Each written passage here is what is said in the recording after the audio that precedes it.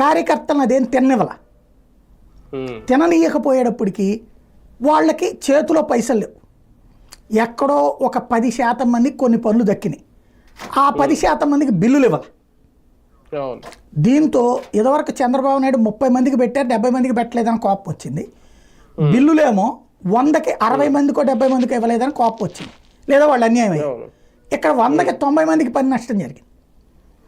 దాంతో క్రమంగా దూరం అయిపోయారు.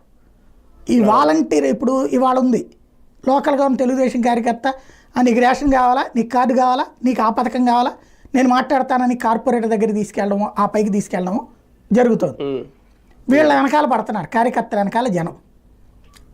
ఈ కార్యకర్త చుట్టుపక్కల అట్లా 10 మందిని మొబైలైజ్ చేసుకుంటున్నాడు. ఇలాంటి పరిస్థితి జగన్ టైంలో లేదు. అప్పుడు ఏమైంది, మొత్తం వాలంటీర్ దగ్గరికి వెళ్ళేటప్పటికి అసలు వాలంటీర్ ఎమ్మెల్యే మాట ఏమలా, మాకు కొన్ని రూల్స్ చెప్పారు, ఆ రూల్ ప్రకారం మేము అమలు చేస్తున్నామని చెప్పారు. చివరికి ఎలక్షన్స్ అప్పుడు వచ్చినప్పుడు వాళ్ళ దోవనాడు బతికేశారు. మధ్యలో సంకనాకపోయింది ఎవరై అంటే వైఎస్ఆర్ కాంగ్రెస్ పార్టీ. జగన్ ఓడిపోవాలని కోరుకున్నది జగన్ కార్యకర్తలే, జగన్కి దూరం అయిన వాళ్ళు జగన్ కార్యకర్తలే. ఆ పోయిన కార్యకర్తని మళ్ళీ ఊరడించి బుజ్జగించి జగన్ వాళ్ళు జగన్ నుంచి కోరుకున్నటువంటి వాళ్ళు 20% ఉంటే